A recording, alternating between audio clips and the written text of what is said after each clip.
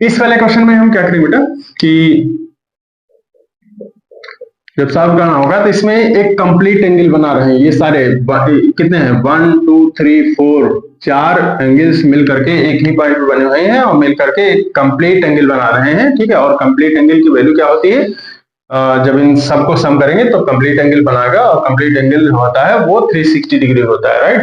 तो इनको सबको हम ऐड करेंगे और ऐड करने के बाद हमको क्या मिलेगा, x प्लस 100 और प्लस 46 और प्लस 64 इक्वल्स टू क्या होगा, पूरा एंगल जो बनता है किसी भी पॉइंट पे अगर हम पूरा एंगल बनाते हैं तो इस वाले पॉइंट पे अगर ये कंप्लीट एंगल बनता है तो ये इसकी वैल्यू कितनी होती है 360 डिग्री। तो यहाँ पर देखो इस वाले पॉइंट पे अगर यहाँ से लेकर के यहाँ तक जो है पूरा एंगल बना हुआ है, राइट। तो इसलिए इसकी वैल्यू जो होगी वो कितनी होगी 360 डिग्री होगी, राइट। तो इसलिए इनको सबको हम ऐड कर लेंगे, कितना है x है, फिर 100 है, प्लस 100 कर दिया, प्लस 46 कर दिया, प्लस 64 कर दिया और ये कंप्लीट एंगल बन गया। तो इसको इज इक्वल टू 360 डिग्री लिख सकते हैं, राइट। अब जब इसको 360 डिग्री लिखेंगे, इधर लेफ्ट साइड में जो भी हमारे पास वैल्यूज दी गई हैं, जो वेरिएबल है उसको वेरिएबल के साथ में ऐड करने वाला होगा तो ऐड करेंगे, अदरवाइज नहीं है तो उसको जैसा का तैसा लिखेंगे और जो कांस्टेंट वैल्यू है वो आपस में एक साथ ऐड होकर के उसका रिजल्ट लिख दिया जाएगा। तो x तो x ही रहेगा, लेकिन जो इधर वेरिएबल एक ही है वो जैसा का तैसा ही रहेगा, लेकिन कांस्टेंट में 3 वैल्यू दी गई। अब उन 3 वैल्यूज को हम ऐड करेंगे तो कितना बन जाएगा 6 और 4 और 6 10 10 0 10 का 0 1 कैरी होगा, फिर बाद में 1 जो कैरी हुआ था वो 1 और 6 7 7 4 11 11 और 0 11 का 1 1 कैरी होगा और ये 1 और जो कैरी हुआ था 1 वो मिलकर के 2 हो जाएगा। 210 डिग्री इसका तीनों का सम आएगा, राइट। और दैट इज इक्वल टू किसके है 360 डिग्री ही रहेगा, ओके।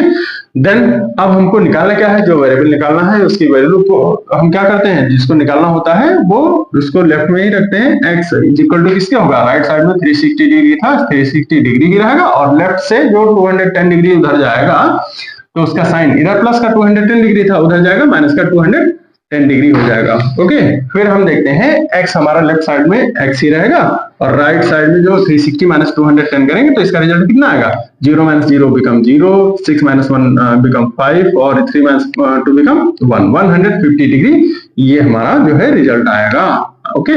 यही हमारा आंसर हो जाएगा। कौन सा ऑप्शन इसमें सही होगा, हाँ ये option number 4 is the correct answer, okay. देखिए बेटा इस वाले क्वेश्चन में क्या होगा, ठीक है, हमें दो पैरेलल लाइन दी गई है, AB पैरेलल टू QR, ठीक है, AB is parallel to QR, sorry CD दिया गया है, AB पैरेलल टू CD है हमारे पास, राइट। और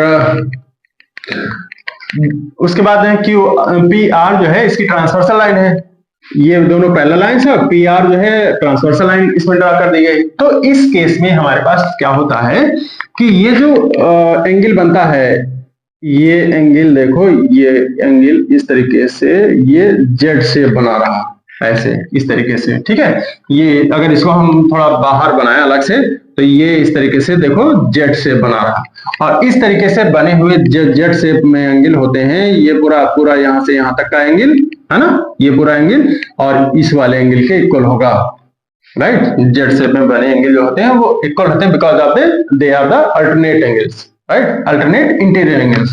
सो दैट अगर हम यहां देखेंगे कि देयरफॉर एंगल कौन सा बनेगा, angle APR, right, angle APR equals to angle PRD, ठीक है, एंगल PRD।